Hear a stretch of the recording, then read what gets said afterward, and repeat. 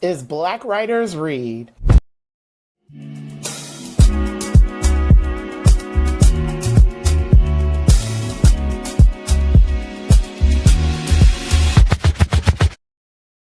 Good evening, everyone. Thank you all for joining me today for this special bonus episode of Black Writers Read. My name is Nicole Young-Martin, and I'm the founder, producer, and host of this series. We are usually on hiatus from doing live broadcasts at this time of year, but tonight is something very special. We are honored to host tonight's guest ahead of her album listening party and subsequent release of her spoken word album. She's someone I've admired for quite some time, both as a performer and as a scholar. I've got to experience her work several times in person, including as a producer, MC, and coach for the Academy of Music Northampton's Youth Poetry Slam competition, and as a performer and panelist at one of Straw Dog Writers Guild's Right Angles Conference. There's so much to discuss as always, so let's get started.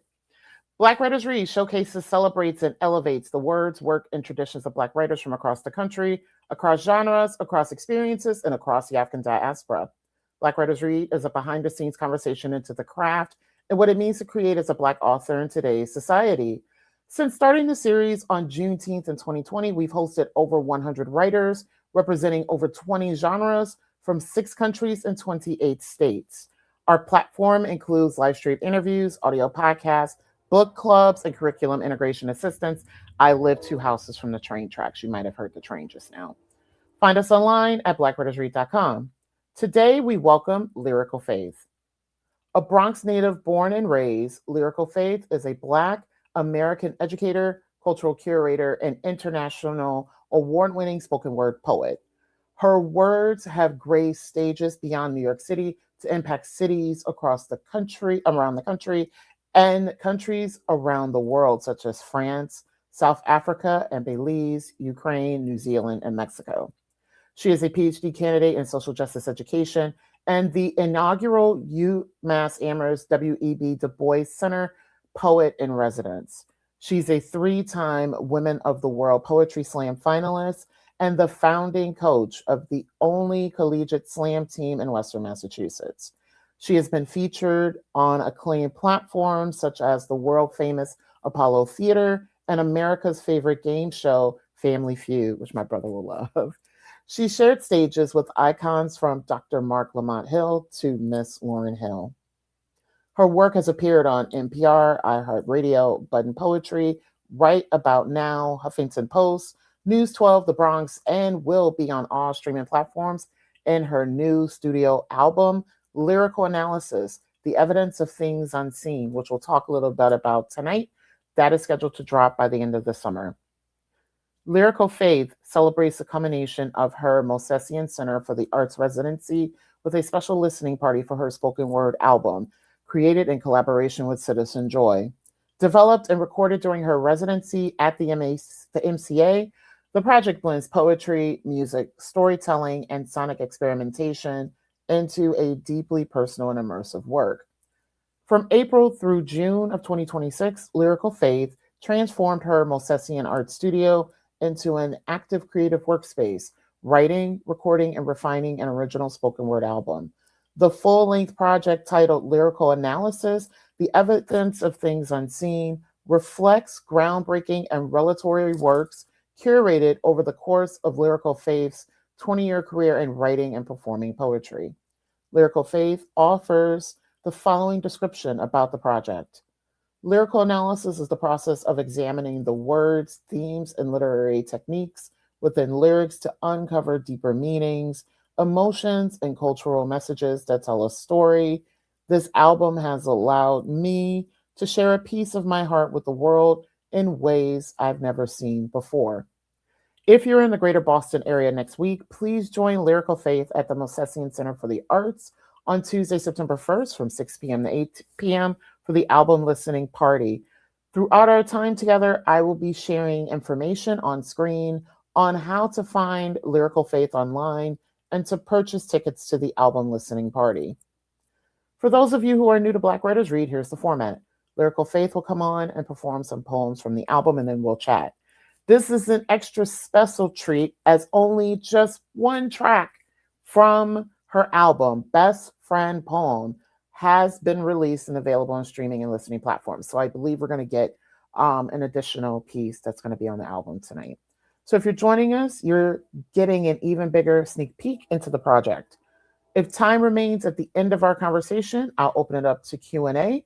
I will be monitoring the chat from the platforms folks are joining us from today, which we typically have folks joining from Facebook, YouTube, and Instagram.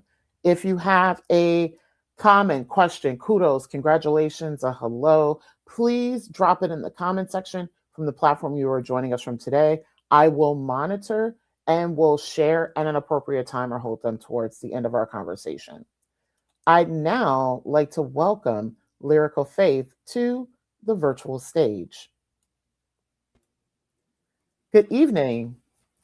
Good evening. Yes. Thank you so much for being here tonight. I'm so excited to hear you perform. Thank you so much for having me. Yes, I'm going to go ahead and turn it over to you. Happy performing, and I'll be back to chat. All right.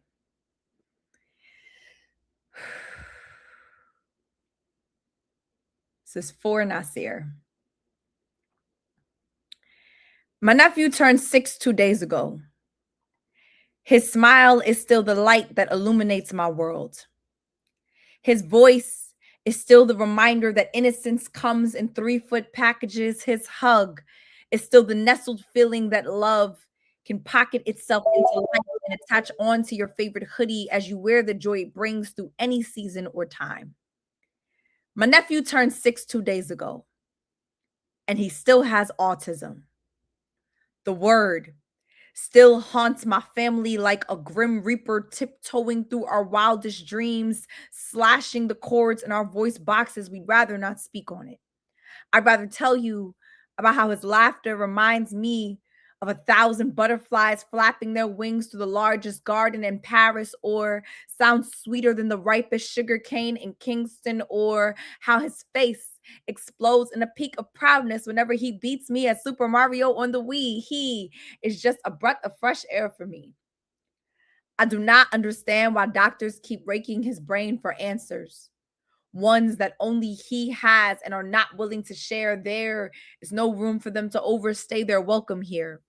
He only reserves space for the kind of love that doesn't judge, the type that fills his heart with joy, the kind that reminds him he is God's gift to this world, and my family couldn't have been blessed with a better baby boy. My nephew turned 6 2 days ago, and teachers still sour his air with complaints, say that Nasir is going through some of his moods, acting in some of his ways, say that maybe my sister should just pick him up early from school today, and when he comes back tomorrow, he better learn how to sit and stand and walk and move and fall in line like all the other good kids do, that maybe he should be in control of his episodes today. Otherwise, my sister should just send him to a different school.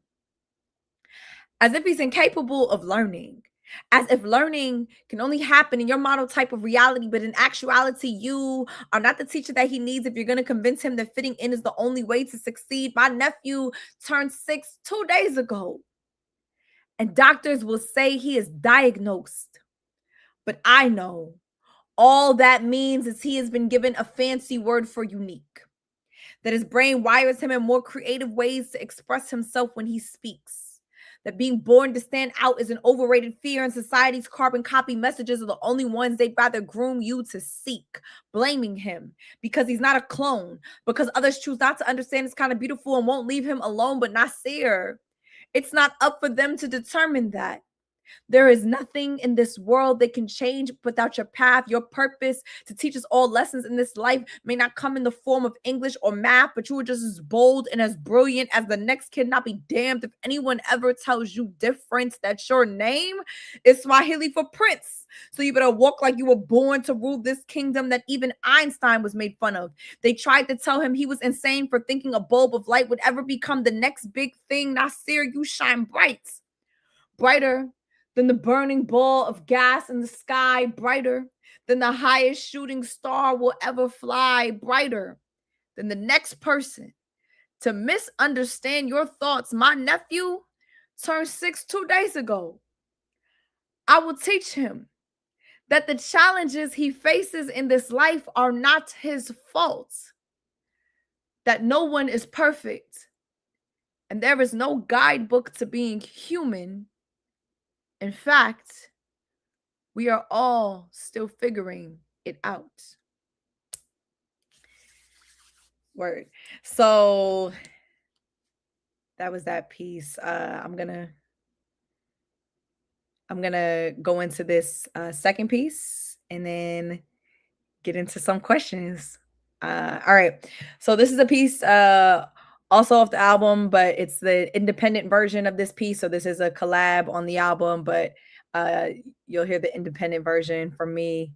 And this piece is called Ghosting. Ghosting is the act of cutting off communication without notice, of shutting down interaction by call, text, social media, or purposely avoiding in person. Some call it eerie, say they felt casted away by my lack of presence, say I could have responded a week ago and badgered me instead of asking if I'm okay, say when I don't write back, they just write me off and say I ghosted them. Had a guy once tell me the most immature and insensitive thing you could do is evaporate without proper explanation because I can't tell the difference between them desiring my presence or demanding their access. Every ghost is only floating in and out of consciousness, carrying a paranormal load of pressure, merely a shadow hovering beneath burdens that you know nothing of. Otherwise, we wouldn't be cosplay of the living, hallowed by the death. So when you don't hear from me for a few days or weeks, how do you know I'm not just fading away? Why do we assert a mandate and not a mental health check? And most times, it is not a ghosting to block you out, but when life is overwhelming, my invisible is the best way to lay a boundary that you pretend not to see in the first place. Do you know how it feels to be a spirit of yourself that does not want to exist? How my silent rehab is the only care I can take to not look like a relic? And if that makes you think I'm a disappearing act, well, then call me Casper. Missing a few phone calls and messages never hurt nobody. Taking time for myself never needed your approval, unless never needed your approval and never inherently indicated an issue unless you want to make it one. But the last time I checked, I've been paying my own phone bill for the last 14 years, so I don't owe you an apology nor explanation as to how I use it. We are all fighting battles that people never knew were haunting us. When school threatened to excuse me for mental health complications, I vanished from everyone for a few months. When I was diagnosed with PCOS, I pretended not to see the symptoms in my body a whole year before I did anything to fight it. And you see, I've even waged war on the existence of myself. So to these random guys demanding who I just met, demanding quicker response times to keep their attention or else I'm ghosting them, how can I ghost someone who's not even alive to me? So you know what? If I'm gonna be a ghost, then let me be a damn good one. Allow me to sway away from those who know not how to respect my boundaries. Ghost. Watch how dark I can get when the depression kicks in. Ghost. Watch how swift I can walk away from you unmoved by judgment. Ghost. When I gotta dodge off to write these poems. Ghost. And shoot, sometimes I'm just busy. Ghost. I have the right to sway however the wind of my life blows without you swearing I'm shady. And when it finally catches up to you, no need to be a ghost catcher now. Because if you can't handle me at my spirit, then you don't deserve me on my soul. And those are those two pieces. Can I say how much of a privilege it's always been to kind of be in your presence when you perform?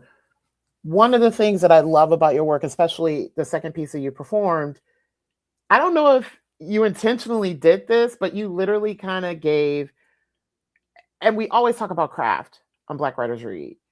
You gave such a great lesson on how slam works, the cadence of performance poetry, and like how you hook an audience in and how you like carry them through to the end. Like just you're such an amazing performer. We'll get into the writing, but just in general, you're such an amazing performer. Like your cadence, yeah.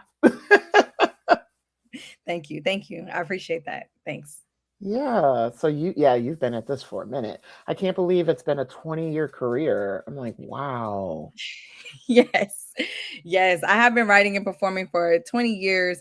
I started doing work more professionally about 10 years ago. So in a professional capacity, 10 years.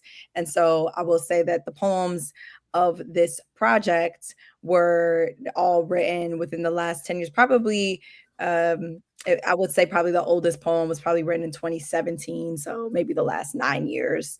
This project is comprised of works over the course of the last 9 years. Nice.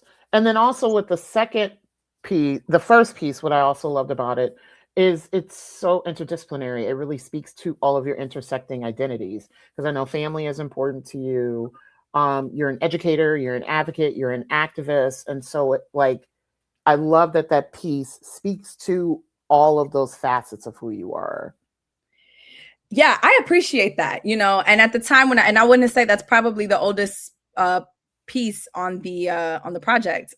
So at the time when I wrote it, right, of course I have been in education for over 10 years now, but I want to say that was probably, it was at the time, it was kind of just me going through or feeling the feelings or the emotions of a family concern or reflecting on like family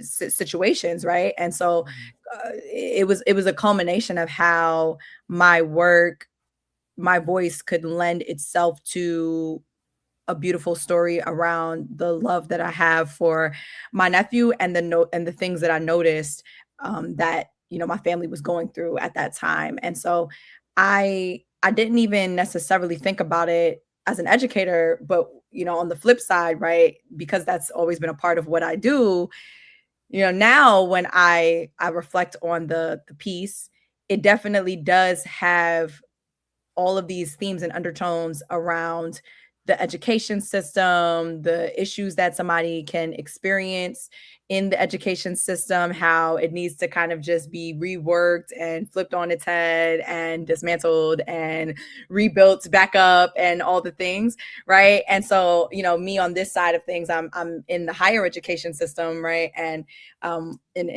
doing educational research in academia, and we observe a lot of these issues that our K-12 system goes through and think about ways in which we are implementing theories and models and support systems that can actually help to make things better.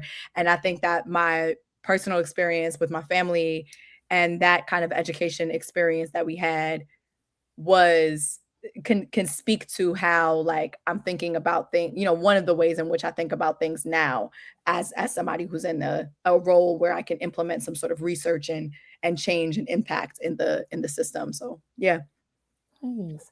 So that's a great way to segue into our questions. So, Lyrical Faith, the first question that I have for you is, when did you discover your voice as a writer, and why is spoken word poetry the vessel to deliver your message? When did I discover my voice as a writer? Young Lyrical Faith was into hip hop music. I grew up in the Bronx, the West Bronx, born and raised. That is the neighborhood that hip hop was founded in. Okay. I'm literally from Sedgwick Avenue, in the Sedgwick Avenue area, where Hip Hop Boulevard is located at. It was just renamed Hip Hop Boulevard in 2016, but growing up, it was just Sedgwick Ave. and so I think that young Lyrical Faith heard the spiel about hip hop was founded in this building. We're kids in a park, 1973, all of my childhood, right? I have 4 older brothers and 1 older sister. I am the youngest of 6. And so growing up, I'm hearing music, hip hop music, particularly Biggie, Tupac, in the house. I am, at the time, who else? Jay-Z, that was, that was Reasonable Doubt. Now we're celebrating the 30th year anniversary of Reasonable Doubt, Time, late 90s, early 2000s. Huge Kanye West fan, had College Dropout, had all the CDs, Eminem. So I'm just like listening to everybody growing up. And so I was always into lyrics. And that kind of jump-started this thing in my brain where I am just memorizing hip-hop music and I am bopping along to the beat and the cadence and the flow and the style and the swag and the culture. And, growing up where I grew up at, just the style of dress, the way that we talk, the, just like even just seeing people in the neighborhood get into trouble, all of the things, right? And then also like, but going into the hallways and like hearing them freestyle, going to the talent shows and seeing them compete. And so all of these things kind of culminated into what led me into one of my classroom experiences where I had an English teacher that introduced me to spoken word poetry. And we're looking at Maya Angelou and we're studying her cadence and her flow and her style. But then she's also showing us videos from Def Poetry Jam. This is the 2000s. So she's showing us videos from Def Poetry Jam. And I am falling in love because I loved reading. I loved writing, avid book nerd and avid word nerd, but didn't necessarily know how that translated into my personal talent. And when she showed us those videos and told us about spoken word, I realized that that is what became the first thing that I felt really good at. And so transformed into, somebody who picked up a pen, started writing poetry and kept a journal every day and never looked back, right? This was like a place, a safe space. This was like a place where I felt at home. Nice. And speaking of that, and thank you for the shout out on the Bronx. So, given that the Bronx is such a special place for and of the culture, it also not only is the birthplace of hip hop, but it's home to a very reputable annual book festival. And it also I don't know if folks know this, but it also has a very prominent Poets Laureate program. We've had on others who are also native to the Bronx on Black Writers Read. So I would love to hear from you. How has the Bronx informed your work as a writer, educator, and performer? And how does the community continue to fuel your work? Yeah, the Bronx, I mean, I would say, how does the Bronx not influence my writing and performance, right? I think that growing up in the Bronx and just growing up in New York, period, that is a place and a space that I hold close to my heart, right? I take that with me. I think every New Yorker knows, it's a joke that, New York is a nationality, right? Like I'm from the United States of New York, like, so like you really just, you don't really ever, you can leave New York, but the New York doesn't really leave you. And did I actually really leave? Because I'm there all the time, but yeah, I'll say that growing up in the Bronx, in particular, with the backdrop of hip hop to my childhood and still, throughout my formative years, it influenced who I am as a performer, influenced me wanting to be active and involved and in front of crowds, right? When I was younger, I wanted to be an actress. And, that's the story that I told, my mom and everything like that. And I thought that's what I wanted, right? But truly what that translated into was I wanted to be in front of crowds. I wanted to move people with my words. I wanted to move people with my presence, right? And so when I found spoken word poetry, that is when we add like the literacy to it, like the reading and the writing skills to the, the actressing, right? And then and then it becomes this stage presence, this pattern, this performance. And so I'll say that growing up in the Bronx taught me how to be a creative, taught me how to be strong and firm in my values and what I believed in and what I cared about. And it also made me feel like I'm going to leave this neighborhood. I'm going to do something really great and really, really, really, really important with my life. And I want to be able to give back or impact the communities of Black and brown kids that are growing up just like me in this community, right? And so I think that I always wanted to figure out, like, how is what I'm doing going to be a light onto others, a light onto people who grew up like how I grew up. And I think that that's probably, you know, me getting close to words and close to being on stages and impacting the masses of people and people that hear my voice with stories that represent family, that represent social justice, that represent joy, that represent pain, that represent love, that represent sorrow, and all the things, right? The complex human emotions allowed for me to be able to get the closest that I could to being in people's minds, to being in people's hearts, to being in people's spirits, and then to create a movement from there.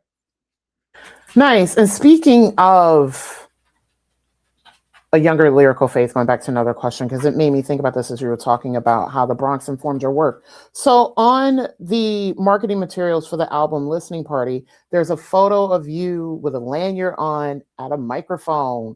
I have a feeling that's from a slam competition. Where is that photo specifically from? That is from a slam competition that I coordinated. So I am, speaking of the Bronx, I am the recipient of several grants that the Bronx Council on the Arts gives out to artists that are doing the work in the community, right? And so I've probably won every single individual grant that the Bronx Council of the Arts has provided at least once. And I also sit on the board for the Bronx Council on the Arts, as far as just like a board that connects artists with the organization.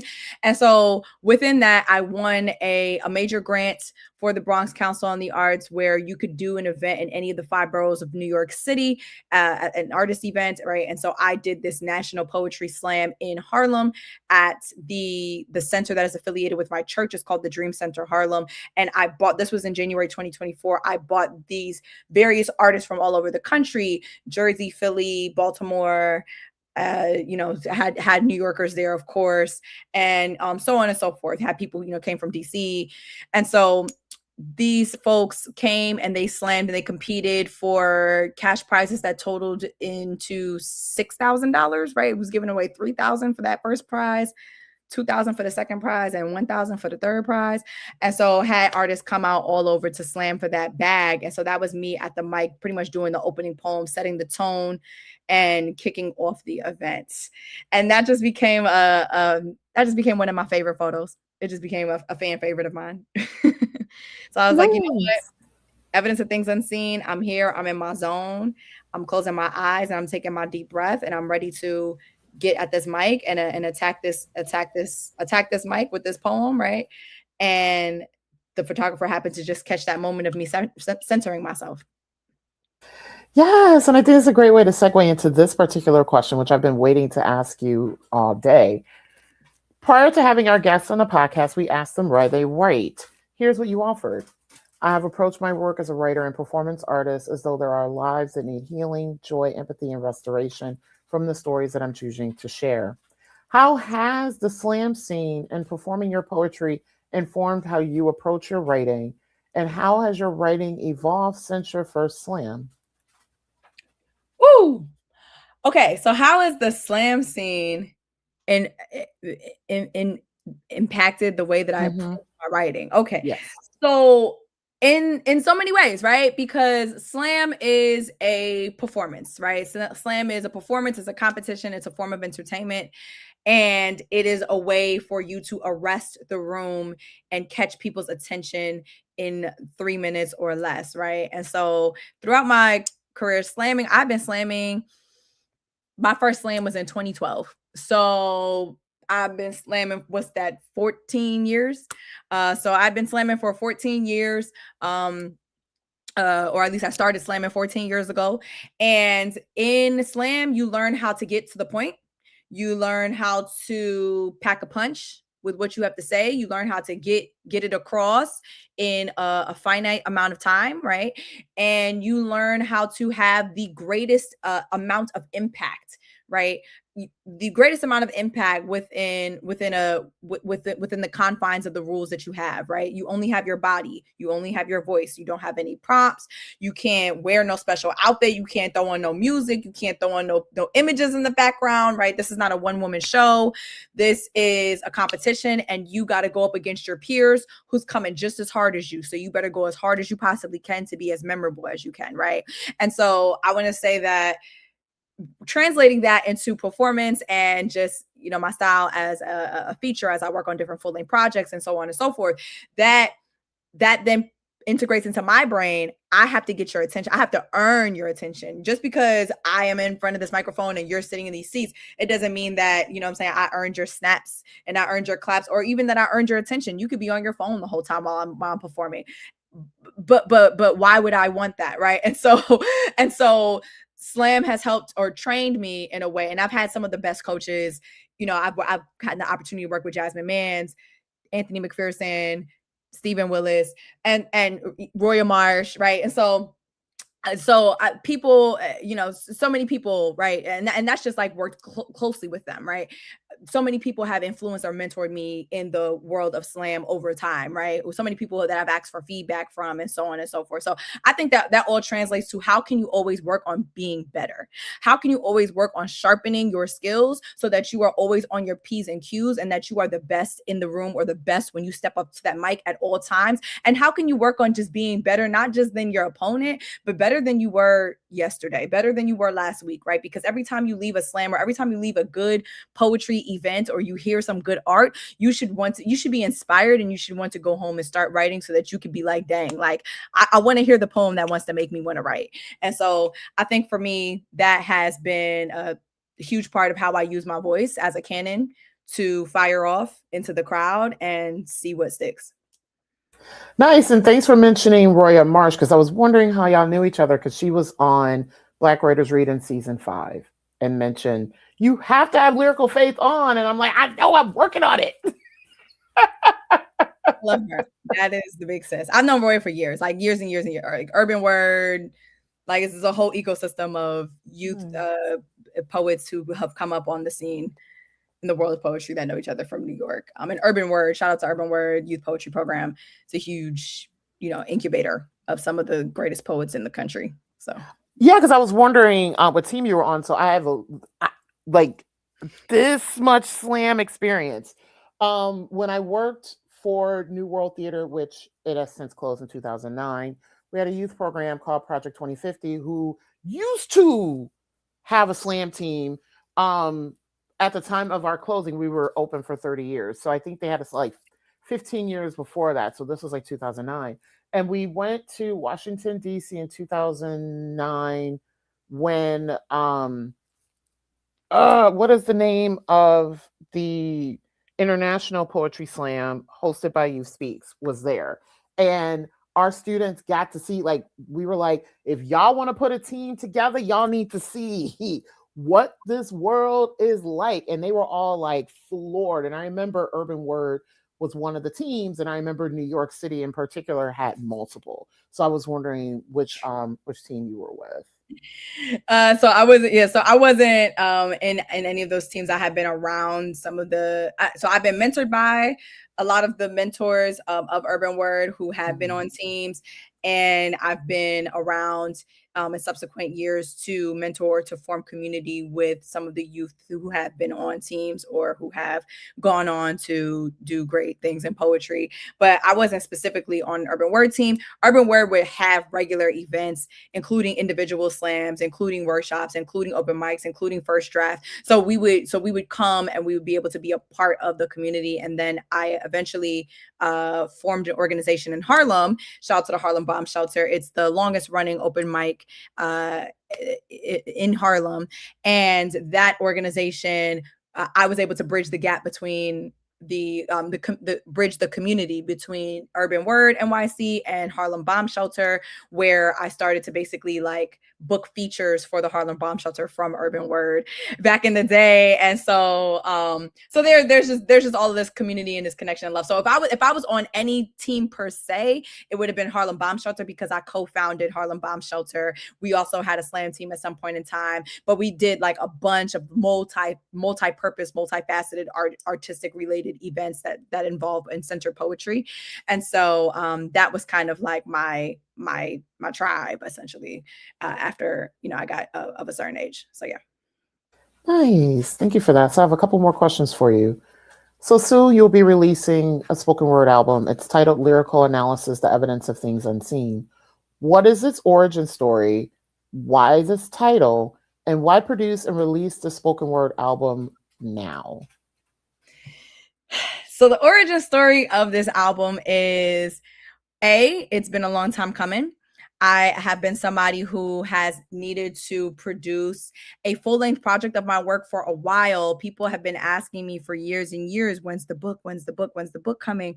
And I couldn't give a direct answer, just because I think a lot of things kind of like, I think a lot of things kind of just pulled my attention in different directions, and it wasn't really lending itself to like, this is the time to sit down and write the book, until the pandemic happened. Then I had time and I sat down and I started writing the book. That book is still underway. However, I think that as a younger poet, right? But before, as I was still in my formative years, when I was in college and whatnot, and my mentors, the older poets at the time that I was exposed to, were telling me that I needed to believe in myself and believe in my work, hence the name Lyrical Faith, that they are basically instilling in me, like, there are different pathways for poetry. You can pursue this as a profession. You can get paid for what you do, and so on and so forth. And so I just never really thought that I was that great. Like, I came in as a freshman. The other seniors and upperclassmen in the poetry program that I was a part of in college were so great. I didn't know how I was going to beat them in the slam. I didn't know how I was going to, I didn't know how I was going to call myself peers with them. And we brought in some of the most amazing poets from around the country to our university for workshops, for slams, for open mic events, and so on and so forth. And so I was able to, in college, I was able to meet Shihan, Bosia, Rudy Francisco, Jasmine Mans came, Rudy, Carvin's Lasan, like people who went on to mentor me eventually, right? and so at the time, I didn't think I was that good, like I said. And my mentors told me about their spoken word albums. They're like, we had these albums, and there was a lot of the inspiration that came into place from the Deaf Poetry Jam. Deaf Poetry Jam inspired, forget just a generation. Deaf Poetry Jam inspired the generations that came after it, right? And so spoken word poetry album had been something that has been in my ear for a while, but I was like, oh no, I never really believed in myself that much. So I was just like, I don't think I can do that. Maybe we'll work on a book. We'll see. Right. And then as I kind of moved throughout poetry and just really kind of started to focus on slam and focus on like features and things of that nature, it just didn't connect for me. The dots didn't connect that having my full length project was something that I needed in order to take that next step.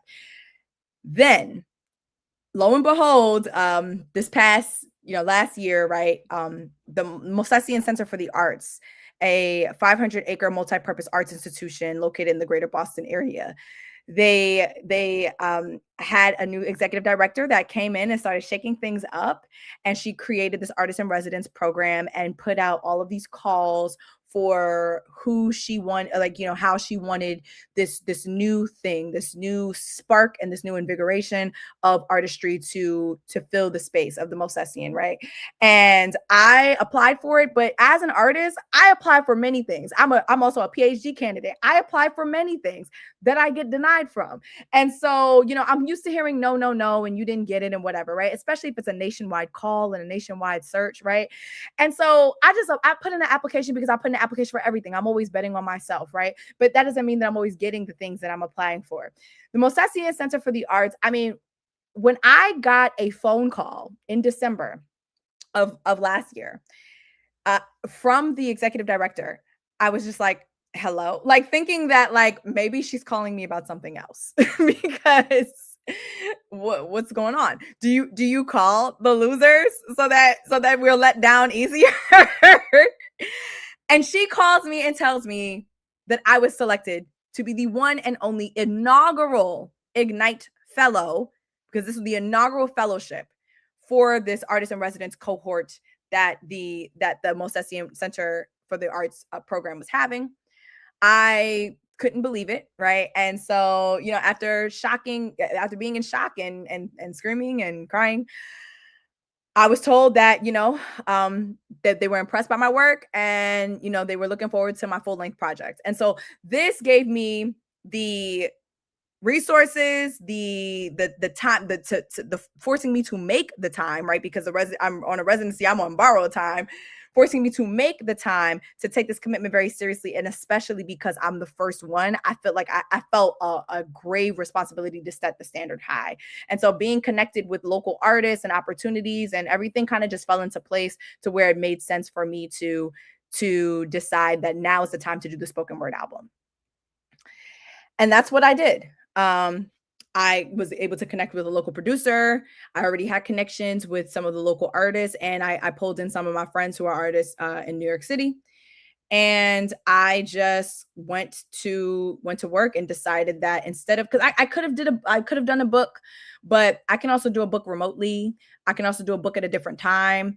This allowed me a physical space to transform my office into a studio where I could bring creatives in, where we could set up equipment, where we could kind of do the things that I probably would not have had the space and the opportunity to do otherwise. And I said, I better take advantage of it.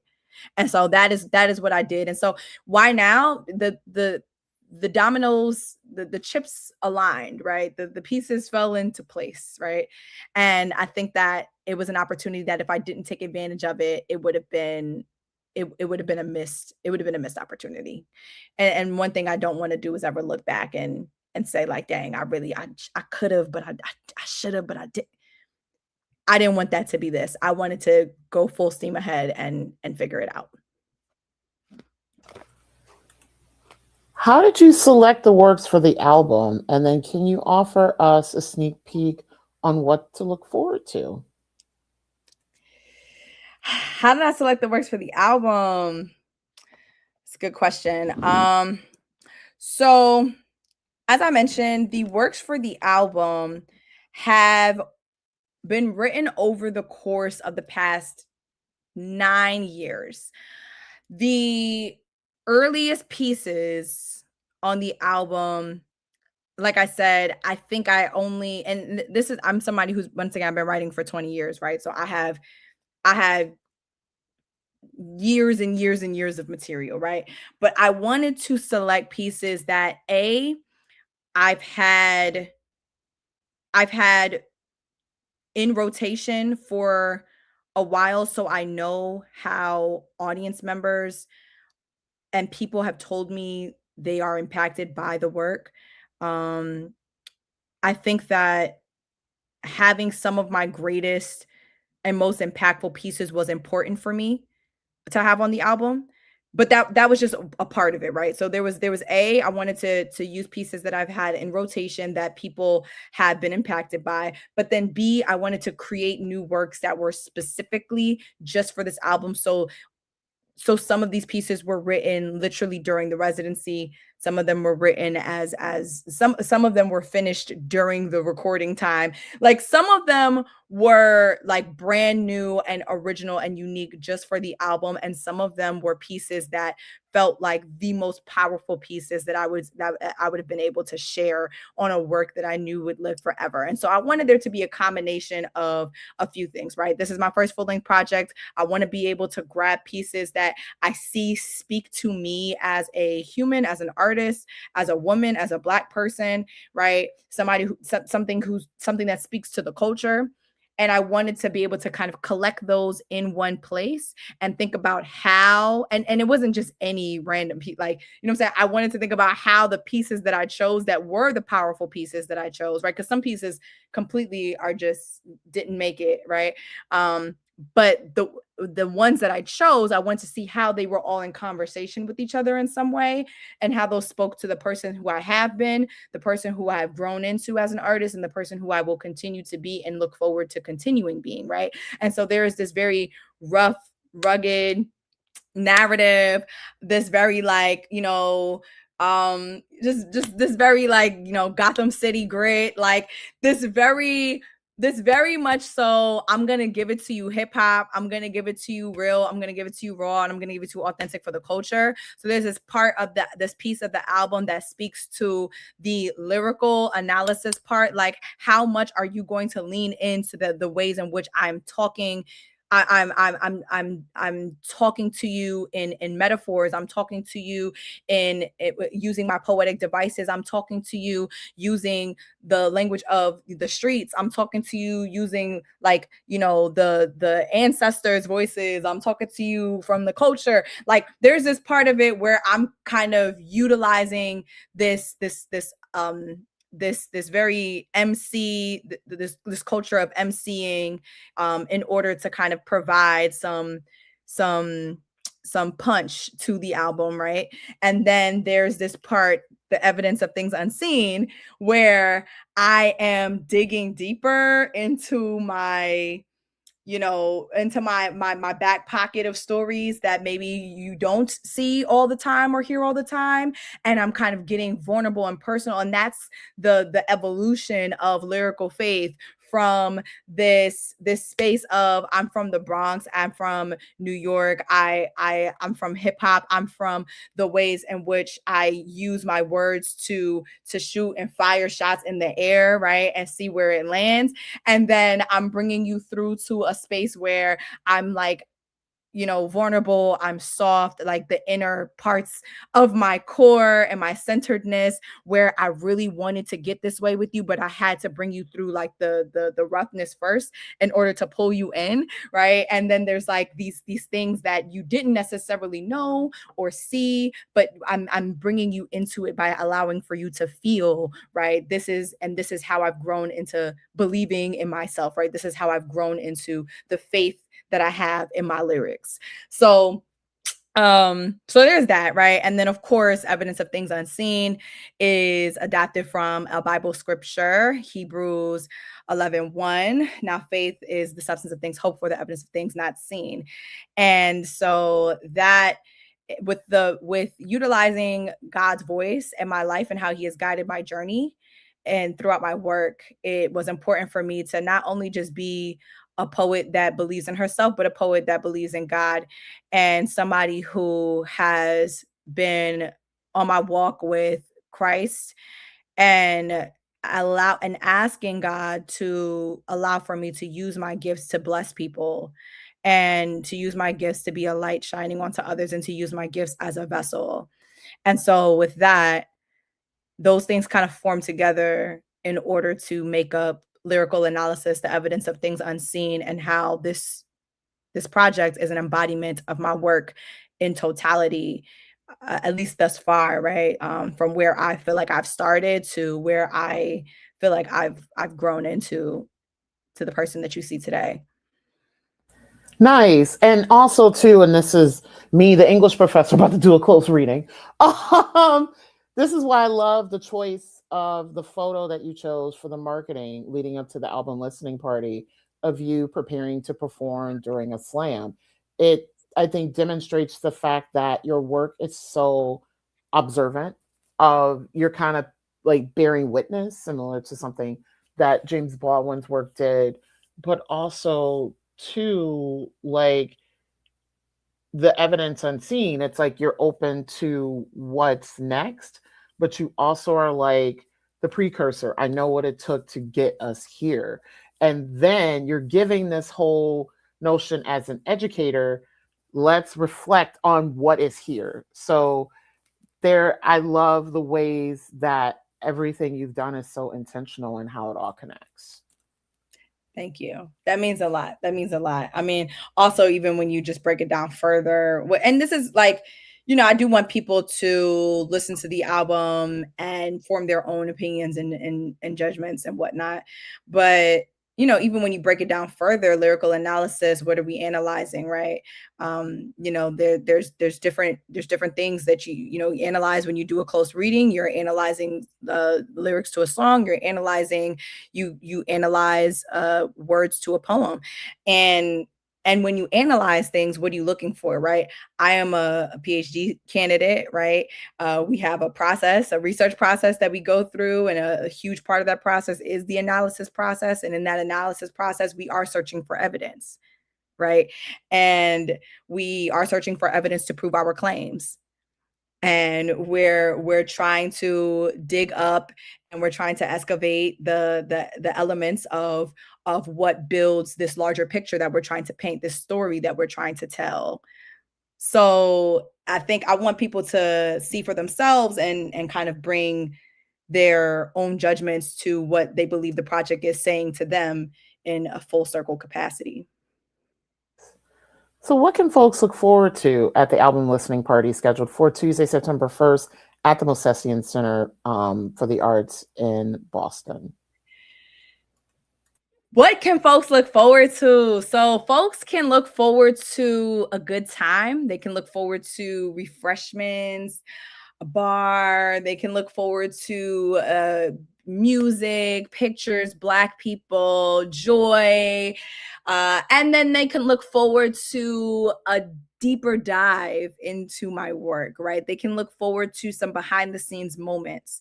They can look forward to hearing from my features on the album. Shout out to all of my collaborators, produced by Citizen Joy, but I had the opportunity to bring in some of my amazing, brilliant friends and creatives, right? So Amanda Shea, Storyteller Gordon, Shaking the World, and Keith Vaughn, right? And so there were elements of this project that was like very close to my heart, because there's family involved. There's family involved, there's friends involved, but there are stories that are reflective of personalities that contributed to this album. There are stories involved that are reflective of things that people probably have not shared before, right? If feeling overlooked, feeling like having imposter syndrome, feeling like they didn't necessarily they haven't unpacked these elements of their work in front of their other audiences.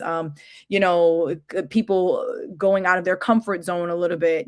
So there are so many different behind the scenes elements that I actually want people to kind of be let into, right? When we pull the curtain back, when we pull the curtain back of the totality of what it took to do the project. And also, right, just having people know a little bit more about my story.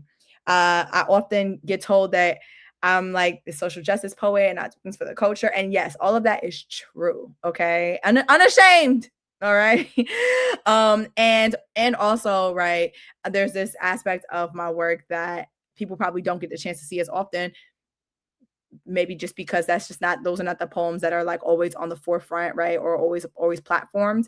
But there are these real feelings and thoughts that I have, right? The pieces that I did earlier speak to mental health, speak to family, speak to complicated issues, right?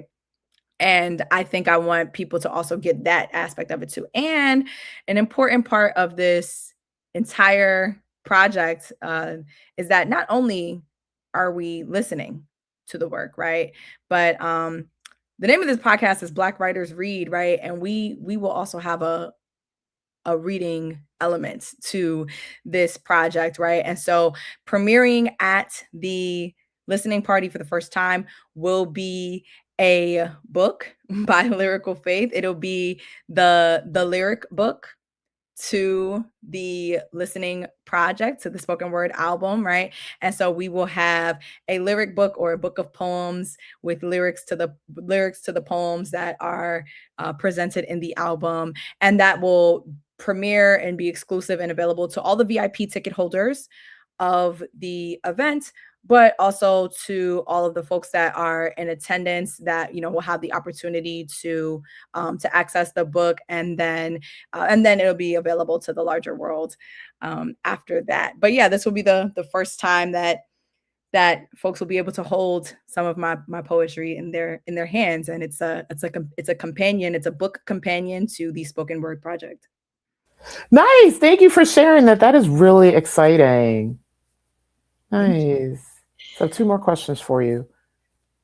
What advice do you have for others who are interested in pursuing spoken word and poetry slams? What would you like your legacy to be?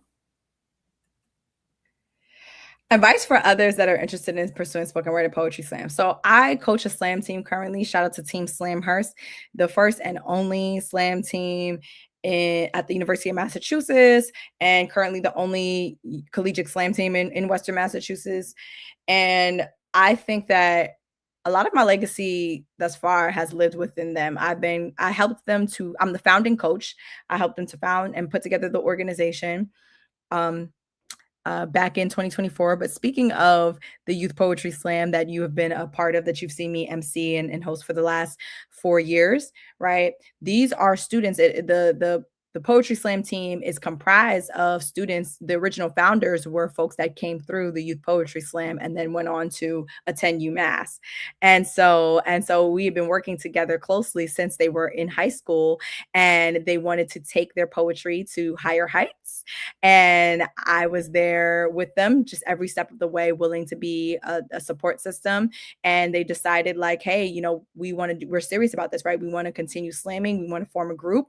We want to continue the work that we started in high school, and I helped them to form that, right? And so here we are, several years later. They're an official recognized student organization, and on campus, and I have provided them with my own personal training tips and tricks and things that I've learned over the years as a poet that has been involved competitively in slam, but also has been a part of the business aspects of the poetry world.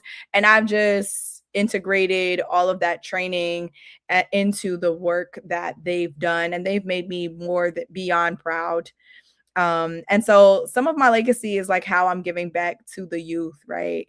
How I am teaching some of the lessons that I've been taught and paying it forward. And I think that that is what it's all about, right? I think that I wouldn't have been able to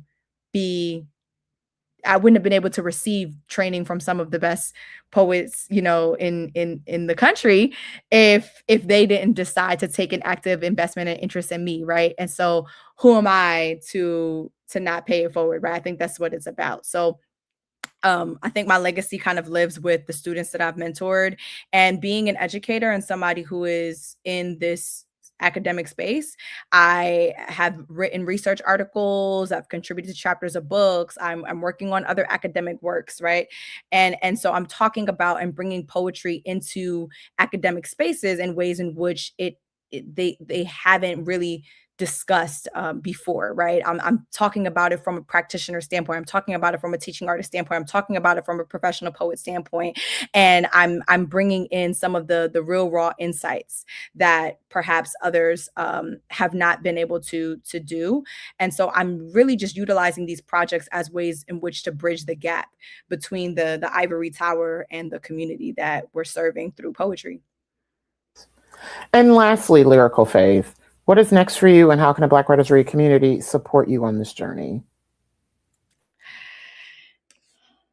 Lastly, what's next for me? Next for me is this album project and this book. So once the album drops, right, it is streaming on all platforms, right? So right now we have Best Friend Poem streaming on all platforms, and that's rolling into the larger project, which I want people to listen to. I've been telling everybody to run it up, okay? So I want people to listen to the album. I want people to give me their opinions. Please, my DMs are always open, okay? So, at Lyrical Faith Poetry, follow me, find me. Same thing on TikTok, at Lyrical Faith Poetry. And let me know what you thought about it. Let me know if there was a piece that spoke to you, right? The project obviously has just different elements to it that you're not going to hear in a regular live performance, because it has beats. There is music. music. There is, we are blending, soul and hip hop, and we're blending R&B vibes, and we're blending different vibes. We have different contributors that are on the album, right? And so you'll hear things in a way that you haven't necessarily heard from me in a live show. And so this is a unique listening experience, and I want you all to take that in and let me know what you think about it, right? You put all this work in and you really want people to like receive what you have to say, but be open to judgment, criticism, thoughts, just where can I improve at? Because I promise you, this won't be the last time. This was the first one, but it won't be the last one. And I definitely am interested in taking my album projects, to a new level for next time. But for right now, I'm in a space of this is my first one, and I want to premiere it, and I want to learn from it, and I also want to bask in it, and I also want people to experience the work, and I want you all to buy the book that accompanies the album. And hopefully this book will be in, this book and this album can be in classrooms, can be in schools, can be in learning spaces, can be in community programs, right? Hopefully we can bring this into other spaces where youth can hear and read the words that I've written to share these stories that they can analyze.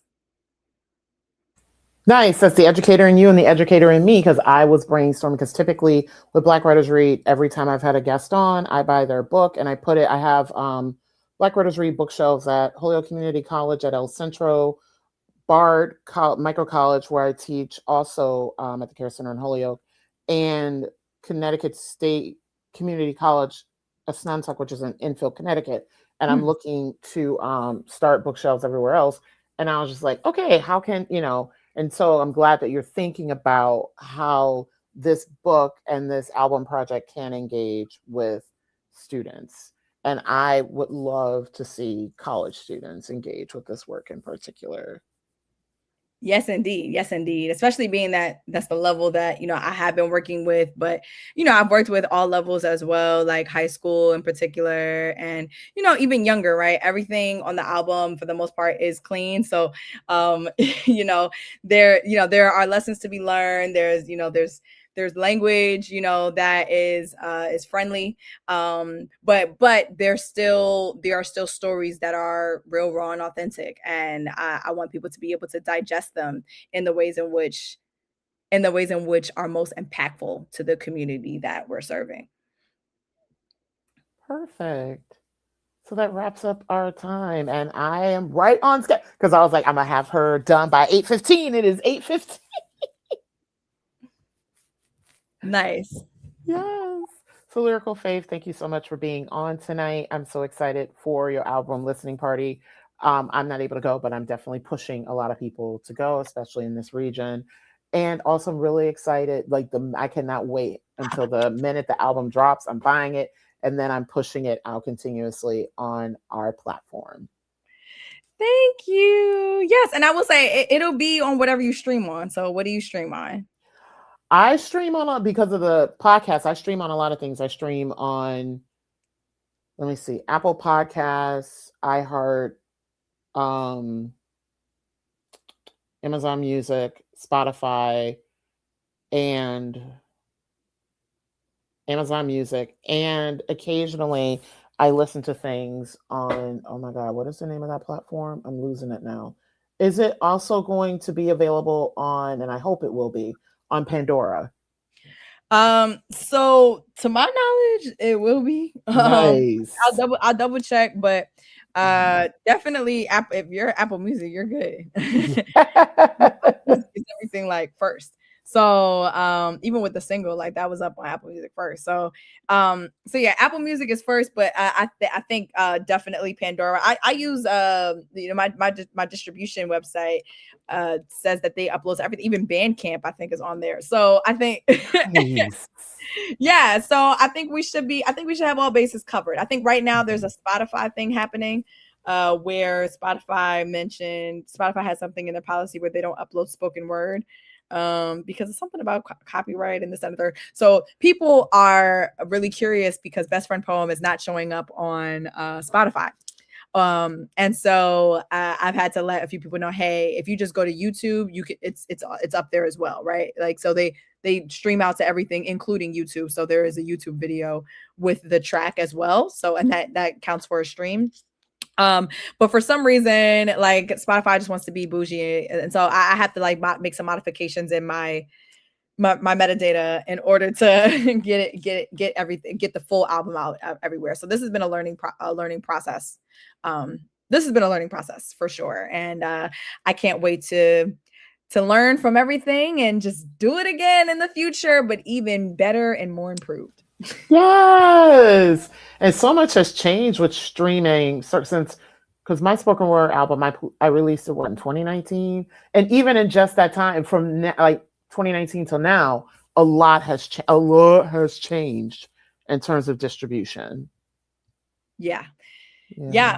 But no, but yeah, so I mean, yes, whatever you stream on, I'm doing the work behind the scenes to make sure that it'll be there and accessible to everyone. And so I'm really excited, and I thank you for having me on your show, and I thank you for promoting this listening party and getting folks in this area to come. You are such a huge influence in this area with the work that you do in the writing and education space and the author space. And so I look up to you and your work as well. So thank you.